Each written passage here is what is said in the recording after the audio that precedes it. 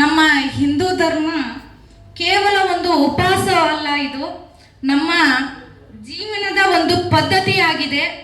ನಮ್ಮ ಪೂಜ್ಯರು ನಮಗೆ ಕಲಿಸ್ಕೊಟ್ರು, ನಾವು ಅನ್ನೋದಲ್ಲ, ನಾನು ಅನ್ನೋದಲ್ಲ, ನಾವು ಅನ್ನೋದು ಅಂತ. ಅಂದರೆ ನಮ್ಮ ಇಡೀ ಜಗತ್ತೇನಿದೆ ಇದು ನಮ್ಮ ಕುಟುಂಬ ಅನ್ನೋ ಒಂದು ಭಾವನೆಯಲ್ಲಿ ನಾವು ಬದುಕ್ತಾ ಇದ್ದೀವಿ.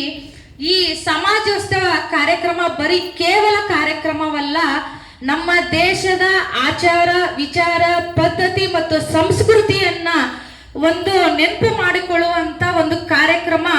ಈ ಕಾರ್ಯಕ್ರಮ ಮಾಡಕ್ಕೆ ನಮಗೆ ಒಂದು ಸುವರ್ಣ ಅವಕಾಶ ಇದೆ. ಯಾಕಂದ್ರೆ ನಮ್ಮ ದೇಶದ ಹಿಂದುತ್ವ ಮತ್ತು ಸಂಸ್ಕೃತಿಯನ್ನ ನಾವು ಎಲ್ಲರೂ ತಿಳಿದುಕೊಂಡು ನಾವು ಈ ದೇಶದಲ್ಲಿ ನಾವು ಬದುಕಬೇಕಾಗಿರೋದು ನಮ್ಮ ಕರ್ತವ್ಯ.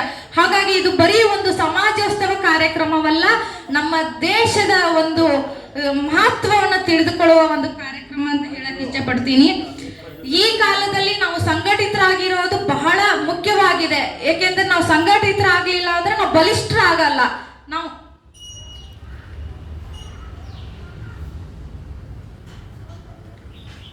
ಈ ಕಾರ್ಯಕ್ರಮಕ್ಕೆ ರವಿಕುಮಾರ್ ಅವರು ಆಗಮಿಸಿದರೆ ಅವ್ರನ್ನೂ ಕೂಡ ವೇದಿಕೆಗೆ ಆಗಮಿಸ್ತೇನೆ. ಇವರು ಮಂಡಳದ ಪ್ರಮುಖರಾಗಿ ಕಾರ್ಯನಿರ್ವಹಿಸ್ತಾರೆ. ಇವ್ರನ್ನೂ ಕೂಡ ಈ ಕಾರ್ಯಕ್ರಮಕ್ಕೆ ಆಗಮಿಸ್ತಾ ಇದ್ದೀನಿ. ಈ ಕಾಲದಲ್ಲಿ ಸಂಘಟನೆ ಬಹಳ ಮುಖ್ಯವಾಗಿದೆ. ಏಕೆಂದರೆ ನಾವು ಸಂಘಟಿತರಾಗಿ ಇರಲಿಲ್ಲ ಅಂದ್ರೆ ನಮ್ಮ ಹಿಂದುತ್ವವನ್ನ ಒಡೆದು ಆಳ್ತಾ ಇರ್ತಾರೆ. ನಾವು ಸಂಘಟಿತರಾಗಿರ್ಲಿಲ್ಲ ಅಂದ್ರೆ ನಮ್ಮ ದೇಶವನ್ನ ಸುರಕ್ಷಿತವಾಗಿ ಕಾಪಾಡೋದ್ರಲ್ಲಿ ನಾವು ವಿಫಲವಾಗ್ತೀವಿ. ನಾವು ಹಿಂದೂಗಳು ಒಗ್ಗಟ್ಟಾಗಿದ್ದರೆ ನಮ್ಮ ದೇಶವನ್ನ ಕಾಪಾಡೋದ್ರಲ್ಲಿ ನಾವು ಸಮಗ್ರ ಶಕ್ತಿಯುತವಾಗಿ ಹೊಮ್ತೀವಿ ಅಂತ ನಾನು ಹೇಳಕ್ ಇಷ್ಟಪಡ್ತಿದ್ದೀನಿ.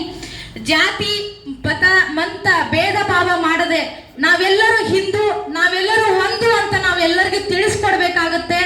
ಒಂದು ಕೆರೆ ನೀರು ಎಲ್ಲರನ್ನು ಯಾವ ರೀತಿ ಸಮ ರೀತಿಯಲ್ಲಿ ನೋಡ್ಕೊಳ್ಳುತ್ತೆ, ಅದೇ ರೀತಿ ನಮ್ಮ ಹಿಂದೂ ಧರ್ಮ ಎಲ್ಲರಿಗೆ ಸಮ ರೀತಿಯಾಗಿ ಸಿಗ್ಬೇಕು ಅಂತ ನಾನು ಹೇಳಕ್ ಇಷ್ಟಪಡ್ತಿದ್ದೀನಿ. ಇತ್ತೀಚೆಗೆ ಯುವ ಪೀಳಿಗೆಗಳೆಲ್ಲ ನಾವು ನೋಡ್ತಾ ಇರ್ತೀವಿ, ಪರದೇಶೀಯ ಸಂಸ್ಕೃತಿಗೆ ಒಳಗಾಗಿ ಪರದೇಶೀಯ ಸಂಸ್ಕೃತಿಯನ್ನು ಅಳವಡಿಸೋಕೆ ಇದು ಮಾಡ್ತಾರೆ. ಆದ್ರೆ ನಮ್ಮ ದೇಶದ ಸಂಸ್ಕೃತಿ, ನೆಲ, ಭೂಮಿ ಏನು ಅಂತ ನಾವು ತಿಳಿಸ್ಕೊಡಬೇಕು ಅಂತ ನಾವು ಕೇಳ್ತೇವೆ. ತಂತ್ರಜ್ಞಾನ ಎಷ್ಟು ಮುಂದುವರಿತಾ ಇದೆಯೋ ಅಷ್ಟೇ ನಮ್ಮ ಯುವಕರು ಬೇರೆ ದಾರಿಯಲ್ಲಿ ನಡೀತಾ ಇದ್ದಾರೆ. ತಂತ್ರಜ್ಞಾನದ ಜೊತೆಗೆ ಯುವಕರು ನಮ್ಮ ಸಂಸ್ಕೃತಿಯನ್ನ ಮನಸ್ಸಿನಲ್ಲಿ ಇಟ್ಕೊಂಡು ಪೂಜಿಸ್ಬೇಕು ಅಂತ ನಾನು ಕೇಳಕ್ ಇಷ್ಟಪಡ್ತಿದ್ದೀನಿ. ಯುವಕರಲ್ಲಿ ಮೊಬೈಲ್ ಇರ್ಲಿ ಕೈಯಲ್ಲಿ, ಆದ್ರೆ ಮನಸ್ಸಿನಲ್ಲಿ ನಮ್ಮ ಸಂಸ್ಕೃತಿಯ ಮನೋಭಾವನೆಯನ್ನು ಬೆಳೆಸ್ಬೇಕು ಅಂತ ನಾನು ಕೇಳಕ್ ಇಷ್ಟಪಡ್ತಿದ್ದೀನಿ. ಇತ್ತೀಚಿನ ದಿನಗಳಲ್ಲಿ ನಾವೆಲ್ಲ ನೋಡ್ತೀವಿ, ನಾವು ಸುರಕ್ಷಿತವಾಗಿದ್ದೀವಿ, ನಮ್ಮ ದೇಶದಲ್ಲಿ ನಾವು ಬಂದು ಈ ಕಡೆ ನಾವು ಯಾವ್ರನ್ನು ನಮ್ಗೇನೋ ಯಾವ್ದ್ರೂ ನಮ್ಮ ದೇಶದಲ್ಲಿ ನಾವು ಬದುಕ್ತೀವಿ ಅಂತ ನೆಮ್ಮದಿಯಾಗಿದ್ದೀವಿ. ಆದ್ರೆ ಬೇರೆ ದೇಶಗಳು ನಾವು ಇಷ್ಟೊತ್ತಿಗೆ ಮಾಧ್ಯಮದಲ್ಲಿ ನೋಡ್ತೀವಿ. ಬಟ್ ನಾವು ಇಷ್ಟೆಲ್ಲ ಸುರಕ್ಷಿತವಾಗಿ ಕೂಡಕ್ಕೆ ನಮ್ಮ ದೇಶಕ್ಕೆ ಮತ್ತೆ ತಮ್ಮ ಕುಟುಂಬವನ್ನು ತ್ಯಜಿಸಿ, ತಮ್ಮ ವೈಯಕ್ತಿಕವನ್ನ ಜೀವನವನ್ನು ತ್ಯಜಿಸಿ, ತಮ್ಮ ರಕ್ತದ ಮುಖಾಂತರ ನಮಗೆ ಸ್ವಾತಂತ್ರ್ಯ ಕೊಡಿಸಿದ ಮಹಾನ್ ನಾಯಕರನ್ನು ನಾವು ದಿನನಿತ್ಯ ನೆನೆದ್ರೆ ತಪ್ಪಾಗಲ್ದು. ಆದ್ರೆ ಇತ್ತೀಚಿನ ಯುವ ಪೀಳಿಗೆ ಏನ್ ಮಾಡ್ತಾ ಇದೆ ಅಂದ್ರೆ, ನನ್ಗೆ ದರ್ಶನ್, ಯಶ್, ರಾಧಿಕಾ ಪಂಡಿತ್ ಈ ತರ ಫಿಲ್ಮ್ ಆಕ್ಟರ್ಸ್ ನ ನೆನ್ಕೊಂಡು ಬೇರೆ ಬೇರೆ ಯುಗದಲ್ಲಿ ಹೋಗ್ತಾ ಇದ್ದಾರೆ. ಬಟ್ ನಮ್ಮ ದೇಶಕ್ಕೆ ಸ್ವಾತಂತ್ರ್ಯ ಕೊಡಿಸಿ ನಮ್ಮ ಸುರಕ್ಷಿತವಾಗಿ ಕಾಪಾಡಿದ ನಮ್ಮ ಮಹಾನ್ ನಾಯಕರನ್ನ ಈ ಕಾರ್ಯಕ್ರಮದಲ್ಲಿ ನಾವು ನೆನಲೇಬೇಕು.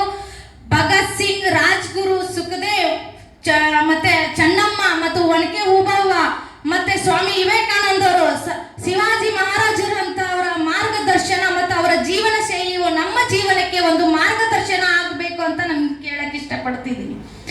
ಇತ್ತೀಚಿನ ದಿನಗಳಲ್ಲಿ ನಾವು ನೋಡ್ತಿದೀವಿ, ನಮ್ಮ ದೇಶದ ಯೋಧರು ಮತ್ತು ರೈತರನ್ನು ನಾವು ದಿನನಿತ್ಯ ನೆನೆಸ್ತಾ ನಮ್ಮ ಕಾಯಕವನ್ನು ಪ್ರಾರಂಭ ಮಾಡೋದು ನಮ್ಮ ಜೀವನ ಶೈಲಿ ಅಂತ ಹೇಳ್ತಾ ಇದ್ದೀನಿ. ಧರ್ಮದ ರಕ್ಷಿತ ಅಂತ ಹೇಳ್ತಿದ್ದೀನಿ. ನಾವು ಧರ್ಮವನ್ನು ಎಷ್ಟು ರಕ್ಷಣೆ ಮಾಡ್ತೀವಿ ಅಷ್ಟೇ ನಮ್ಮ ಧರ್ಮವನ್ನು ನಮ್ಮ ರಕ್ಷಣೆ ಮಾಡುತ್ತೆ.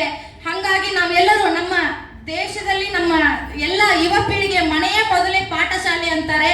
ನಮ್ಮ ದೇಶದಲ್ಲಿ ಎಷ್ಟೋ ಆನ್ಲೈನ್ ಗೇಮ್ ಮುಖಾಂತರ ಮಕ್ಕಳು ಸಾಯ್ತಾ ಇದ್ದಾರೆ ಮತ್ತು ಯುವಕರು ದಾರಿಯನ್ನು ತಪ್ತಾ ಇದ್ದಾರೆ. ಅದಕ್ಕೆ ನಮ್ಮ ದೇಶದ ಪೀಳಿಗೆಗೆ ಮನೆಯ ತಂದೆ ತಾಯಿಯಂದರು ಅವ್ರಿಗೆ ರಾಮಾಯಣ ಮಹಾಭಾರತದ ಕತೆ ಹೇಳುವುದರ ಮುಖಾಂತರ ಅವ್ರಿಗೆ ನಮ್ಮ ದೇಶದ ಸಂಸ್ಕೃತಿಯನ್ನು ಅಳವಡಿಸಬೇಕು ಅಂತ ನಾನು ಕೇಳ್ಕೊಳ್ತೀನಿ. ಮತ್ತೆ ನಮ್ಮ ದೇಶದಲ್ಲಿ ಮಾತೃದೇವೋಭವ ಮತ್ತು ಪಿತೃದೇವೋಭವ ಅಂತ ಗೌರವಿಸ್ತೀನಿ. ಆ ಮಾತೃದೇವ ಪಿತೃದೇವದ ಜೊತೆಗೆ ನಿಮ್ಮನ್ನು ಗೌರವಿಸ್ತಾ ನನ್ನ 2 ಮಾತನ್ನು ಮುಗಿಸ್ತೀನಿ. ಎಲ್ಲರಿಗೂ ಧನ್ಯವಾದಗಳು.